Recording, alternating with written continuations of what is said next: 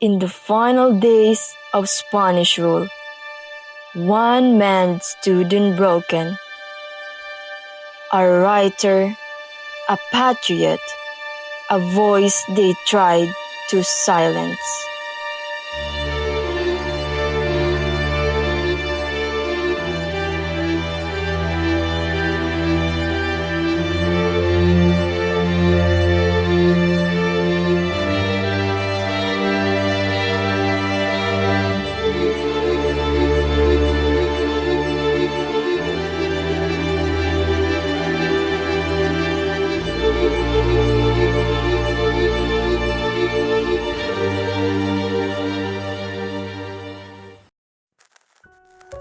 Ako si Jose Rizal, isang Pilipino. Hangad ko lamang ay kapayapaan ng ating bayan.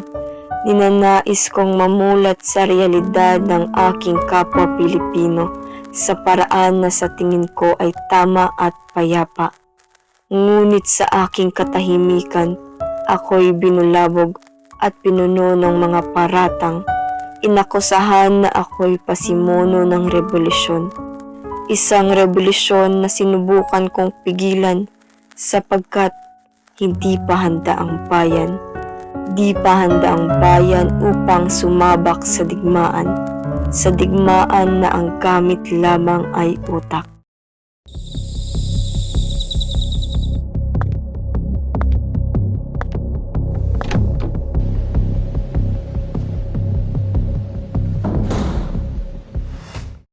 Dr. Jose Rizal, bukas na ang paglilitis. Sa wakas, haharap ka na sa hustisya ng korona.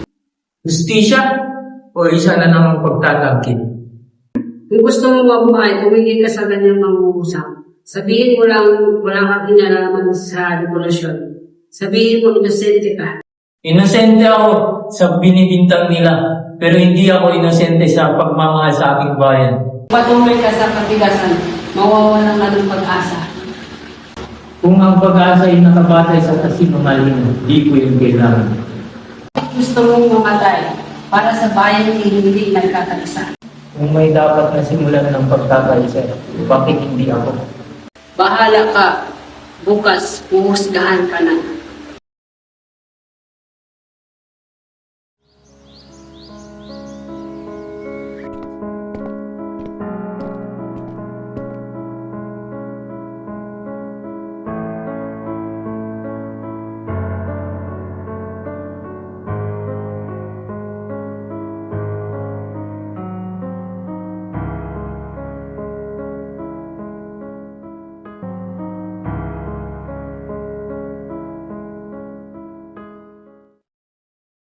Jose Protasio Rizal Ricardo E. Alonzo Rialonda, ikaw ay nasa pagdahil sa revolusyon, sedisyon at pagtataksil.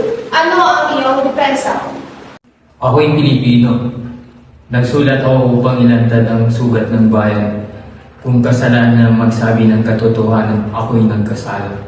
Huwag mo kaming lokohin. Ang iyong mga nobela, Noli Me Tangere at El Filibusterismo, naging minsan ng revolusyon. Ang revolusyon ay hindi nagsimula sa aking nobela. Mula ito sa pag-aabi at pagdurusa ng aking bayan. Ang nobela ko ay isang salamin lamang para ipakita ang sakit ng aming bayan. Kung gayon, inaamin mo bang ginising mo ang damdamin ng tao laban sa korona? Hindi ko sila inuudyok, pinapakita ko lamang ang katotohanan. Ang bawat Pilipino ay may dangal at karapatan. Ang kamalayan ng tao ay di maaaring patayin sa pamamagitan ng pananakot at pamimilit. Kung ayaw mo ng karahasan, bakit ka sumunod ng ganoon? Nagsulat ako upang ipakita ang sakit, hindi para magturo ng dahas.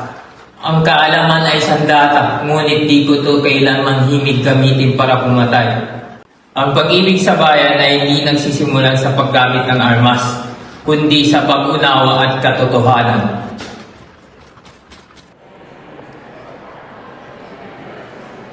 Isang makabayang pilosopo, ngunit nasa maling panig ng kasaysayan.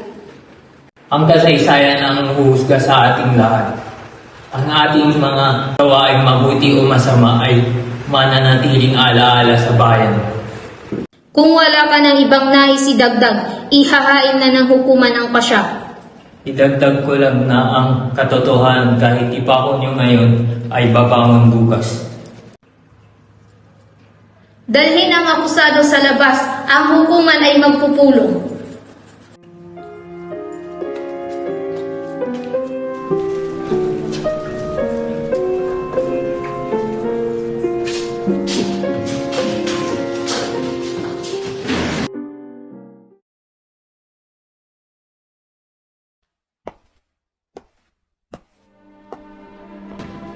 Anak, ano, Bibitayin ako, Nay. Ano? Hindi sila marunong makinig. Gusay, may paraan para makatakas na sa mo lang. Kung tatakas ako, kuya, magiging kriminal ako sa mata ng mga tao. Eh, mamamatay ka. Mas madalang mabuhay ng walang saysay. Ito ay may saysay. Jose, bakit di ka nanahimik? Ang katahimikan ng mga matalino ay nagbibigay lakas sa mga api.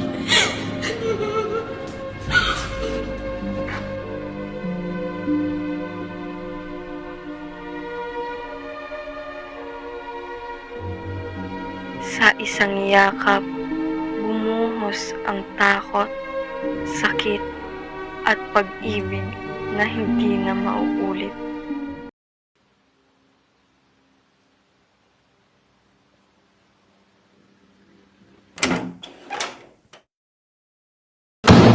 Jose, eto na ang huli. May ruta na, may sasakyan, maaari kang makaalis. Kuya, hindi to tungkol sa buhay ko. Paano kami? Paano si nanay? Huwag mong hayaang masayang ang sakripisyo ko. Hindi makukuha ang kalayaan sa pagtakas. Bakit ikaw, Jose? Bakit ikaw pang kailangan mawala? Dahil ako ang nagsimulan ng pagmulat, tatapusin ko to na may dangal. Ito na ang huling sandali ng isang makata na humulagpo sa takot. Ang huling sandali ng isang anak, kapatid, manunulat at patriota na pinili ang dangal kaysa sa buhay at ang bayan kaysa sa sarili. Ito ang huling tindig ni Jose Rizal, hindi bilang rebelde, hindi bilang kriminal, kundi bilang Pilipinong nagmahal ng lubusan. At sa kanyang kamatayan, nariyan ang muling pagsilang ng isang bayan.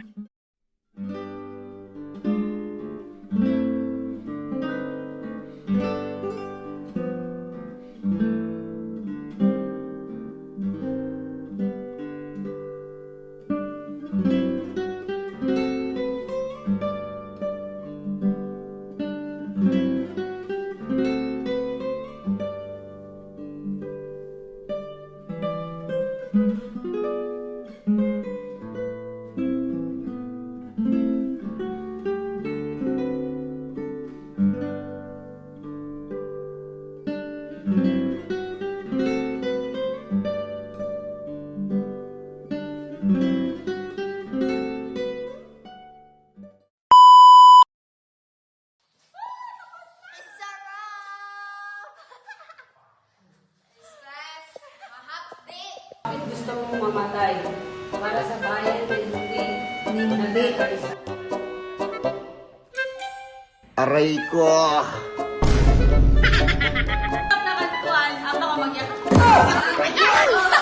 Ay, nagselos ka na.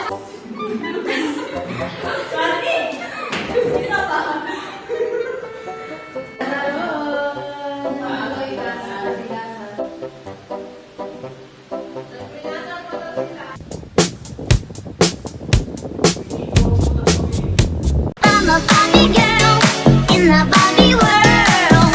I'm a black.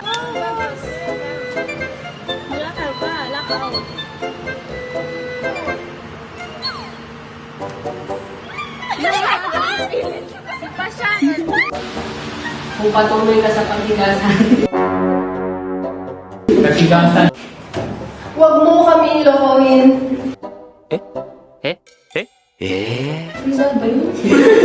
Jose Protasio Rizal Mercado E. Alonso Realonga, ikaw ay nasasakdal sa Rebellion Sedition. Charm.